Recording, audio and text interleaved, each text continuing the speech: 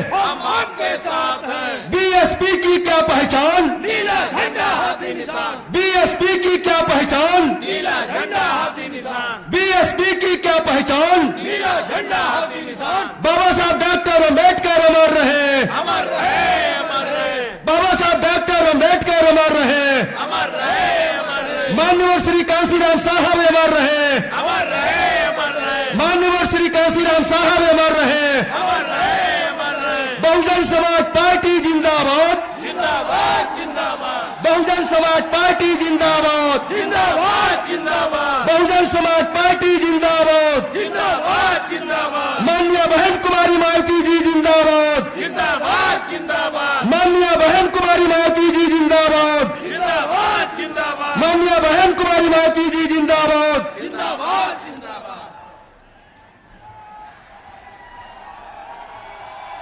Bahujan Samaj party की राष्ट्रीय अध्यक्ष, पूर्व सांसद लोकसभा राज्यसभा व पूर्व मुख्यमंत्री उत्तर प्रदेश परम आदरणीय बहन कुमारी मायावती जी का शुभागमन हो गया है। कृपया जोरदार तालियां बजा करके स्वागत करने का काम करें। अब हम लोकसभा सुल्तानपुर के उम्मीदवार श्री उदयराज वर्मा से निवेदन करेंगे कि जो बहुजन समाज पार्टी का चुनाव चिन्ह हाथी है, वह सिंबल आदरणीय बहन कुमारी मायावती जी को सौंप करके सम्मानित करने का काम करें। श्री उदयराज वर्मा जी। अब हम श्री हाजी कमर हयात अंसारी और सुनील कुमार मौर्य ये संयुक्त रूप से आदरणीय बहन कुमारी मायावती जी को सोने का ताज भेंट करके सम्मानित करने का काम करें। अब हम बहुत ही अदब के साथ विनम्र निवेदन करते हैं कि आदरणीय बहन जी आमें और उमड़ी हुई जनसैलाब को संबोधित करने का काम करें। आदरणीय बहन कुमारी मायावती जी।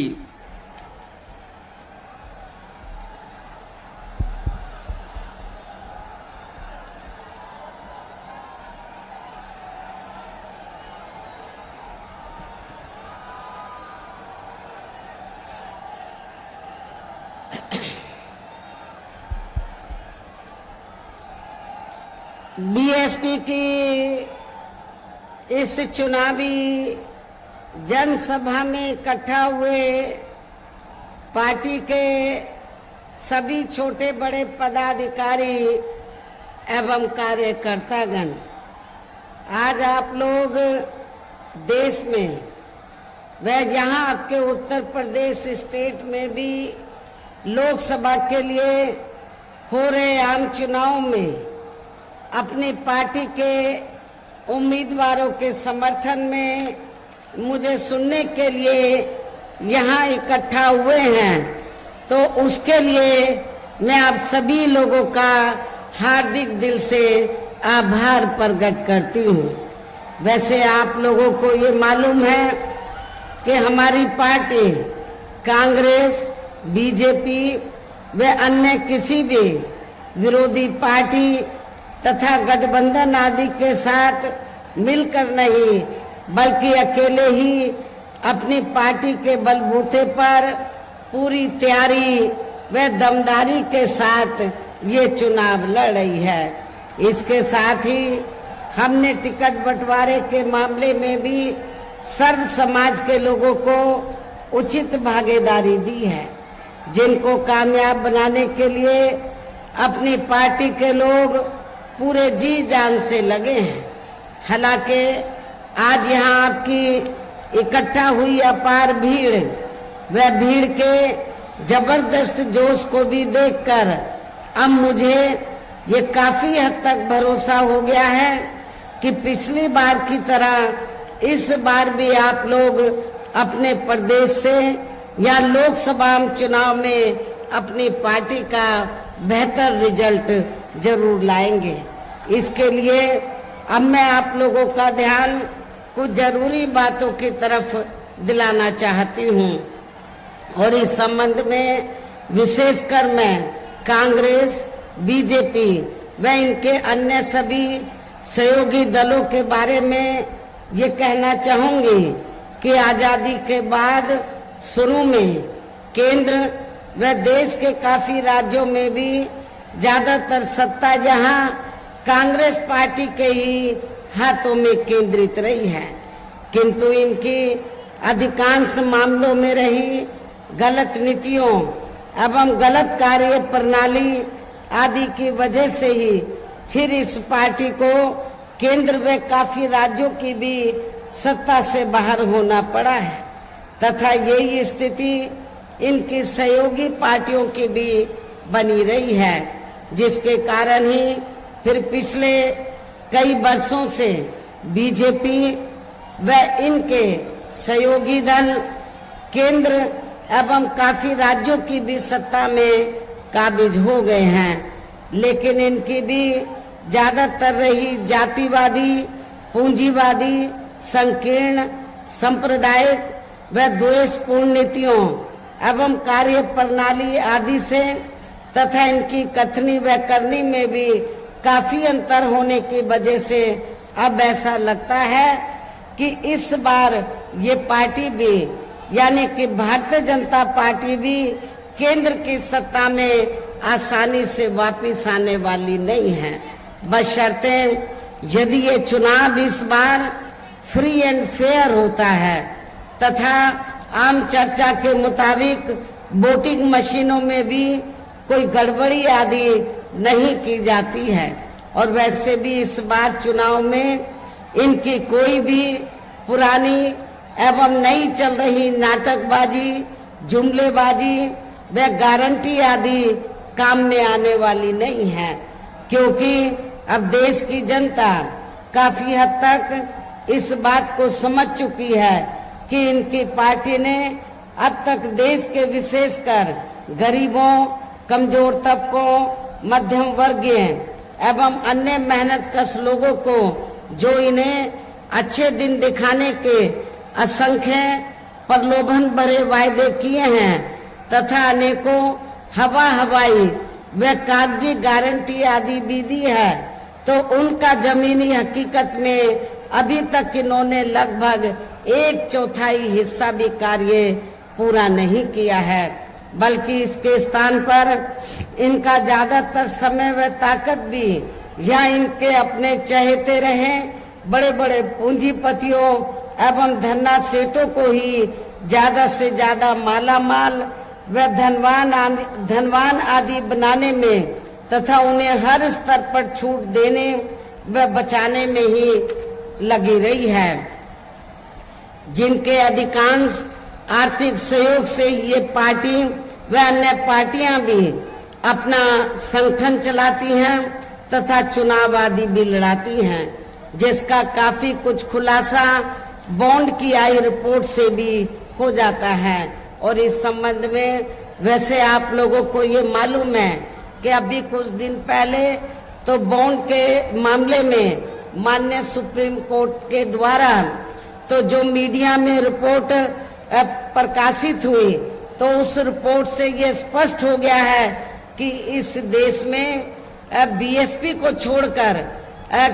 कांग्रेस, बीजेपी, अन्य सभी विरोधी पार्टियों ने इस देश के बड़े बड़े पूंजीपतियों व धन्ना सेठों से अपने संगठन को चलाने के लिए, चुनाव आदि लड़ाने के लिए अरबों खरबों रुपया लिया है। ये रिपोर्ट में छपा है,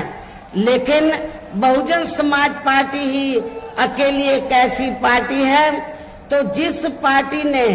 तो किसी भी छोटे या बड़े पूंजीपति से एक भी रुपया अपनी पार्टी के संगठन को चलाने के लिए या चुनाव आदि लड़ाने के लिए नहीं लिया है। ये भी आप लोगों को मैं एहसास कराना चाहती हूँ। इसलिए हमारी पार्टी अपनी पार्टी के संगठन को जो चलाती है या चुनाव आदि लड़ाती है, तो हर साल हम मेंबरशिप के जरिए और मेरे जन्मदिन के मौके पर थोड़ा थोड़ा धन इकट्ठा करके, चुनाव के दौरान भी थोड़ा थोड़ा धन इकट्ठा करके इसी पैसे से हम लोग अपनी पार्टी के संगठन को चलाते हैं और चुनाववादी बिलड़ाते हैं। इसके साथ ही अब ऐसा लगता है कि कांग्रेस पार्टी की तरह ही बीजेपी ने भी केंद्र की तमाम सरकारी जांच एजेंसियों का ज्यादातर राजनीतिकरण ही कर दिया है। इसके अलावा देश के किसान वर्ग भी वर्तमान बीजेपी की सरकार में शुरू से ही अपनी विभिन्न समस्याओं को लेकर काफी ज्यादा दुखी व परेशान रहे हैं और अभी भी हैं। जबकि यूपी में 4 बार हमारी पार्टी के रही सरकार ने इनके हितों का भी हर स्तर पर विशेष ध्यान रखा है। उत्तर प्रदेश में जब भी बीएसपी के नेतृत्व में सरकार बनी है तो हमारी पार्टी की सरकार ने तो किसानों को खेती करने के लिए समय से तो इनको हमने सस्ते साधन उपलब्ध कराए और इतना ही नहीं, जब इनकी फसल पककर तैयार हो जाती है तो इनकी फसल का भी हमारी पार्टी की सरकार ने उचित दाम दिया है। लेकिन अब किसान इन सब मामलों में वर्तमान सरकार में या पूर्व की सपा की रही सरकार में बहुत ज्यादा दुखी रहा है। इतना ही नहीं बल्कि केंद्र में पूर्व की रही कांग्रेसी सरकार की तरह ही वर्तमान भाजपा सरकार में भी इनकी जातिवादी, हीन, सांप्रदायिक एवं पूंजीवादी सोच व नीतियों के चलते ही पूरे देश में सर्व समाज में से खासकर गरीबों, दलितों, आदिवासियों, पिछड़े वर्गों, मुस्लिम एवं अन्य धार्मिक अल्पसंख्यक समाज के लोगों का भी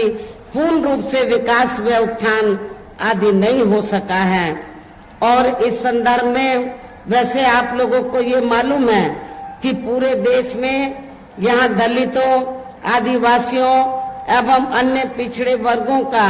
सरकारी नौकरियों में वर्षों से अधूरा पड़ा आरक्षण का कोटा भी अभी तक पूरा नहीं भरा गया है। विशेषकर एससी व एसटी वर्गों के सरकारी कर्मचारियों का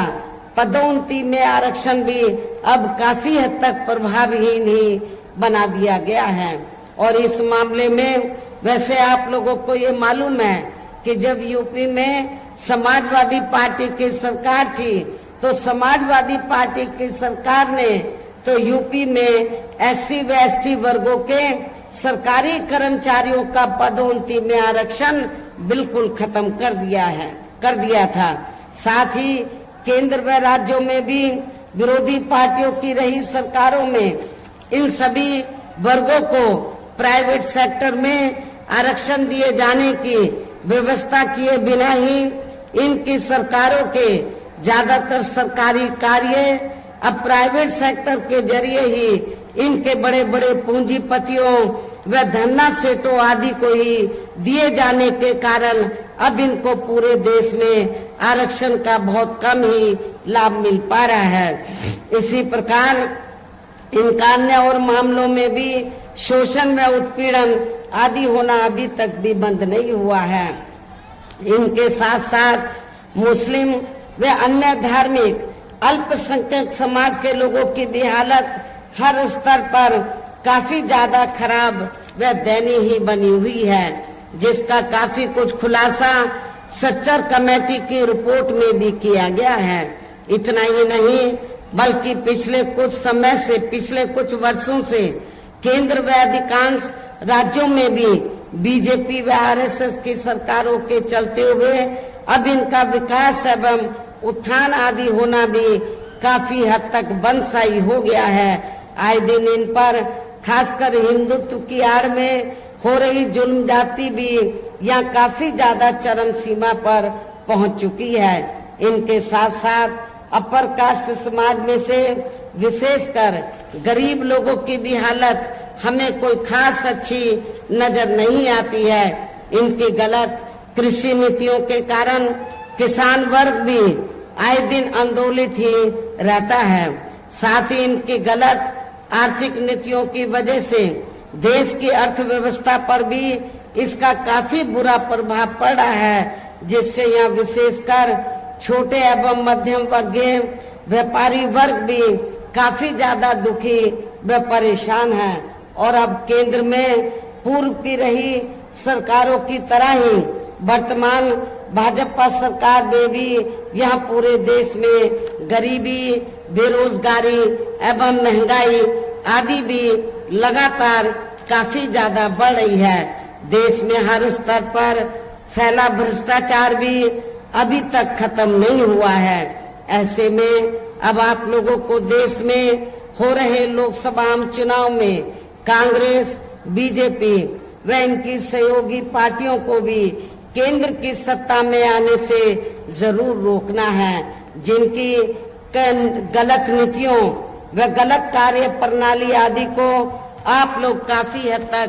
आजमा भी चुके हैं। ऐसी स्थिति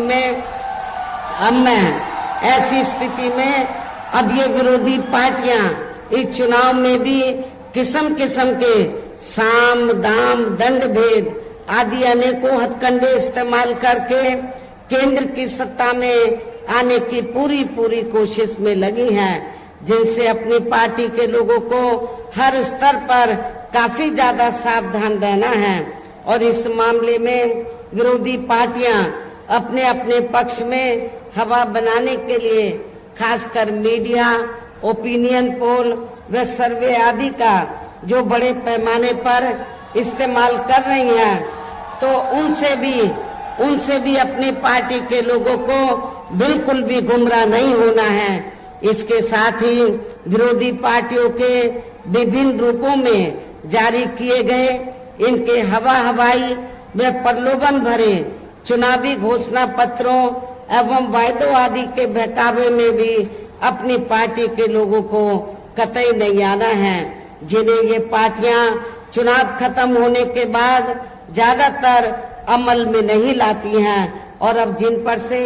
देश की जनता का अधिकांश विश्वास ही उठ गया है। यही खास वजह है कि हमारी पार्टी किसी भी चुनाव में अपनी पार्टी का कोई भी चुनावी घोषणा पत्र आदि जारी नहीं करती है। वैसे भी हमारी पार्टी किसी भी मामले में कहने में बहुत कम बल्कि कार्य करके दिखाने में ही ज्यादा विश्वास रखती है। और इस बात का सबसे बड़ा सबूत यह है कि उत्तर प्रदेश में 4 बार हमारी पार्टी के नेतृत्व में रही सरकार ने चुनाव में अपनी पार्टी के बिना कोई जारी किए गए चुनावी घोषणा पत्र के ही प्रदेश में आम जनहित में काफी कुछ ऐतिहासिक कार्य करके दिखाए हैं, जिनकी अब देश में अधिकांश पार्टियों की सरकारें काफी नकल भी कर रही हैं। जबकि इस मामले में हमारी पार्टी का ये कहना है कि यदि इन पार्टियों के स्थान पर केंद्र में हमें अपनी पार्टी की सरकार बनाने का मौका मिलता है, तो तब फिर हमारी पार्टी की बनी सरकार केंद्र में यहाँ अब तक की रही सभी विरोधी पार्टियों की सरकारों की तरह केवल हवाई व कागजी कार्य आदि नहीं करेगी, बल्कि उत्तर प्रदेश की तरह ही जमीनी हकीकत में ठोस कार्य करके दिखाएगी। और इस संदर्भ में खासकर मैं ये कहना चाहूंगी, केंद्र द्वारा देश में पिछले कुछ समय से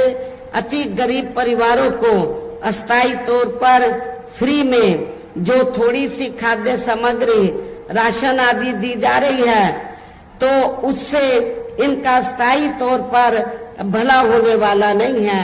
आप लोगों को ये मालूम है कि इस थोड़े से मुफ्त राशन के आड़ में जब भी कोई छोटा चुनाव होता है और बड़ा चुनाव होता है, तो बीजेपी और आरएसएस के लोग गांव-गांव में जाकर, शहरों की बस्तियों में जाकर जो गरीब लोग होते हैं उनके वोटों को लेने के लिए उनको ये कहते हैं, उनको गुमराह करते हैं और उनको कहते हैं कि देखो केंद्र की सरकार ने, बीजेपी की सरकार ने आपको फ्री में राशन दिया है, आपको इसके एवज में बीजेपी को वोट जरूर देना चाहिए, जिसके बहकावे में आप लोगों को कतई भी नहीं आना है। क्योंकि आप लोगों को मैं ये बताना चाहती हूँ कि पूरे देश में गरीब लोगों को जो भी थोड़ा सा मुफ्त में राशन दिया जा रहा है, ये बीजेपी आरएसएस अपनी जेब से नहीं दे रही है, बल्कि देश की जनता टैक्स के जरिए जो केंद्र की सरकार को पैसा देती है, वो आपका पैसा है, जनता का पैसा है। उस पैसे से आप लोगों को फ्री में राशन दिया जा रहा है। ये बीजेपी और आरएसएस की मेहरबानी नहीं है, इसलिए आप लोगों को इनके बहकावे में कतई भी नहीं आना है और आप लोगों को अपना एक एक वोट बहुजन समाज पार्टी को ही देना है। वैसे भी आप लोगों को ये मालूम है, जो गरीब लोग हैं, इनकी ये जटिल समस्या देश में हर हाथ को काम देने से ही केवल दूर हो सकती है, जिसकी तरफ हमारी पार्टी की बनी सरकार विशेष ध्यान देगी। साथ ही देश में पिछले कुछ वर्षों से आए दिन बढ़ रही गरीबी, बेरोजगारी व महंगाई आदि से भी जनता बहुत ज्यादा दुखी व परेशान है, जिसे भी आर्थिक नीतियों में तब्दीली करके जरूर दूर किया जाएगा। धर्म की भी आड़ में पिछले कुछ वर्षों से खासकर मुस्लिम समाज के लोगों का द्वेष की भावना से जो इनका काफी ज्यादा शोषण व उत्पीड़न आदि किया जा रहा है, तो उसे भी जरूर रोका जाएगा। और ये सब हमने अपनी यूपी के रही सरकार में करके भी दिखाया है। अब मैं आप लोगों को ये मालूम है, खास तौर से मैं मुस्लिम भाइयों को ये बताना चाहती हूँ, जब जब भी उत्तर प्रदेश में बीएसपी के नेतृत्व में सरकार बनी है, तो मेरी हुकूमत के दौरान हमने उत्तर प्रदेश में कोई भी हिंदू मुस्लिम दंगा फिसाद नहीं होने दिया था। इसके अलावा हमने यूपी में सब समाज में से गरीब एवं बेरोजगार लोगों को बेरोजगारी भत्ता आदि न देकर उन्हें बड़ी तादाद में रोटी रोजी के साधन भी उपलब्ध कराए हैं, जो अब ये कार्य भी अधिकांश ठंडे ही पड़े हैं, जिनको फिर सरकार बनने पर प्राथमिकता दी जाएगी। कहने का तात्पर्य ये है कि देश में इस समय हो रहे लोकसभा चुनाव में विरोधी पार्टियों के जारी किए गए उनके हवाई व प्रलोभन भरे चुनावी घोषणा पत्रों आदि के बहकावे में अब यह खासकर देश के अति गरीबों, मजदूरों, बेरोजगारों एवं अन्य मेहनत कश लोगों को बिल्कुल भी नहीं आना है। और अब इन्हें ऐसी सभी विरोधी पार्टियों को हर हालत में केंद्र की सत्ता में आने से जरूर रोकना है, जिनकी कथनी व करने में काफी अंतर रहा है तथा जिन्हें ये लोग वर्षों से आजमा भी चुके हैं। ऐसे में अब मेरा यही कहना है कि आप लोगों को अपने खुद के व अपने प्रदेश एवं देश के भी हित में अपने वोटों को यहाँ कांग्रेस, बीजेपी व अन्य विरोधी पार्टियों को न देकर केवल अपनी एकमात्र हितैषी पार्टी बहुजन समाज पार्टी को ही देना है, जो ये पार्टी उत्तर प्रदेश की तरह ही केंद्र में भी अपनी पार्टी की सरकार बनने पर फिर पूरे देश में यहाँ अपनी पार्टी की सर्वजन हिताय व सर्वजन सुखाय की नीतियों पर आधारित सरकार चलाएगी। इसके साथ साथ केंद्र से जुड़ी आपके क्षेत्र की जो भी यहाँ स्थानीय समस्याएं होंगी, तो उन्हें भी फिर दूर करने का हर संभव पूरा प्रयास किया जाएगा। मुझे इस बात का एहसास है कि आपके अंबेडकर नगर में ही नहीं बल्कि पूरे पूर्वांचल में मुस्लिम समाज में से तो जो बुनकर समाज है आज वर्तमान बीजेपी की सरकार में वो बड़े पैमाने पर दुखी है। हर मामले में तो जो बुनकर समाज है वो बड़े पैमाने पर दुखी है, खास तौर से बिजली की समस्या को लेकर। और इनका बिजली का भी काफी बकाया पड़ा है। आर्थिक स्थिति इतनी ज्यादा खराब है कि वो बिजली का बिल भी अदा नहीं कर पा रहे हैं। तो जो बुनकर समाज है उनकी स्थिति बहुत ज्यादा खराब है। इस बात को खास ध्यान में रखकर हमारी पार्टी ने आपके पूर्वांचल में आपके अंबेडकर नगर की जो लोकसभा की सीट है, हमने ये फैसला लिया कि मुस्लिम समाज में से हमें बुनकर समाज को ज्यादा से ज्यादा चुनाव लड़ने का मौका देना चाहिए। हमने अंबेडकर नगर लोकसभा की सीट से बुनकर समाज के व्यक्ति को हमने चुनाव के मैदान में उतारा है। मेरा आप लोगों से यही कहना है कि आप लोगों को इनको भारी वोटों के अंतर से जिताना है। जब आप लोग इनको जिता देंगे तो आपकी ये समस्या पार्लियामेंट के अंदर जरूर उठाएंगे, उसका समाधान कराने में अपना पूरा योगदान देंगे। वैसे बुनकर समाज को ये मालूम है कि उत्तर प्रदेश में जब बीएसपी के नेतृत्व में सरकार रही है तो हमारी पार्टी की सरकार ने बुनकर समाज के हितों का पूरा ध्यान रखा है। उनको समय से बिजली दी, सस्ती बिजली दी, और उनका जो बकाया बिल था उसको भी हमने काफी हद तक माफ किया था। ये भी मैं बुनकर समाज को ये बताना चाहती हूँ। तो इसी प्रकार आपके सुल्तानपुर जो जिला है या जो सुल्तानपुर लोकसभा की सीट है, यहाँ की भी जो स्थानीय समस्याएं होंगी तो उन्हें भी फिर दूर करने का पूरा प्रयास किया जाएगा। साथ ही हमने आप लोगों को ये मालूम है कि सुल्तानपुर लोकसभा की सीट से तो हमने इस बार पिछड़े वर्ग से कुर्मी समाज के व्यक्ति को हमने चुनाव के मैदान में उतारा है। यदि आप सब लोग मिलकर अपना वोट देते हैं तो ये दोनों प्रत्याशी आपके जरूर कामयाब बनाएंगे। और जब केंद्र में हमारी पार्टी की सरकार बन जाती है तो इसके साथ ही यहाँ गरीबों, मजदूरों, बेरोजगारों, कर्मचारियों, किसानों, छोटे व्यापारियों एवं अन्य मेहनतकश लोगों के हितों का भी विशेष ध्यान रखा जाएगा। सर्व समाज में से खासकर दलितों, आदिवासियों, पिछड़े वर्गों, मुस्लिम व अन्य धार्मिक अल्पसंख्यक समाज के लोगों के विकास व उत्थान के साथ साथ हर स्तर पर इनकी सुरक्षा आदि के लिए भी सख्त कदम उठाए जाएंगे। और तभी फिर यहाँ वास्तव में अपने देश के महान संतों, गुरुओं व महापुरुषों में भी विशेषकर महात्मा ज्योतिराव फूले, छत्रपति शाहू जी महाराज, श्री नारायण गुरु, बाबा साहब डॉक्टर भीमराव अम्बेडकर एवं मान्यवर श्री कांशीराम जी आदि का अधूरा सपना जरूर साकार हो सकता है, जिनको यूपी में हमारी पार्टी की रही सरकार द्वारा हर स्तर पर पूरा आदर सम्मान दिया गया है। इन्हीं खास बातों के साथ ही अब मेरा देश व आपके स्टेट के भी, आपके क्षेत्र के भी हित में यही कहना है कि हमारी पार्टी ने यहाँ जिनको भी आपके अंबेडकर लोकसभा की सीट से और सुल्तानपुर लोकसभा की सीट से, इन दोनों सीटों से जिनको भी लोकसभा के लिए चुनाव के मैदान में उतारा है, जो आपके सामने मंच पर मौजूद भी हैं, तो उन्हें आपको जरूर कामयाब बनाना है। जिसके लिए यहाँ पार्टी के सभी स्तर के छोटे बड़े पदाधिकारी एवं कार्यकर्तागण आदि पूरे जी जान से लगे हैं। और अब अंत में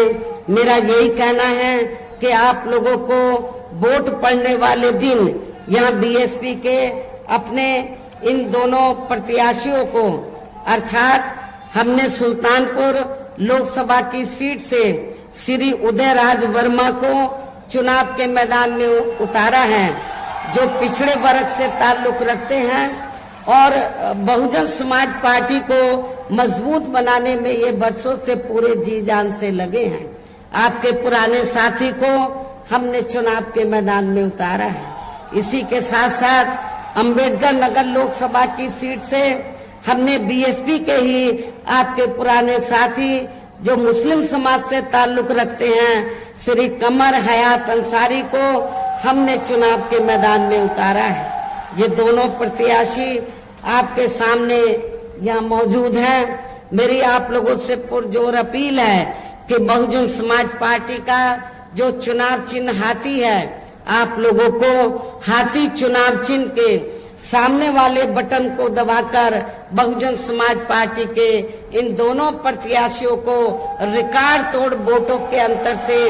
जरूर कामयाब बनाना है। इनको पार्लियामेंट में जरूर जिताकर भेजना है। इस खास अपील के साथ ही अब मैं अपनी बात यहीं समाप्त करती हूँ। जय भीम, जय भारत।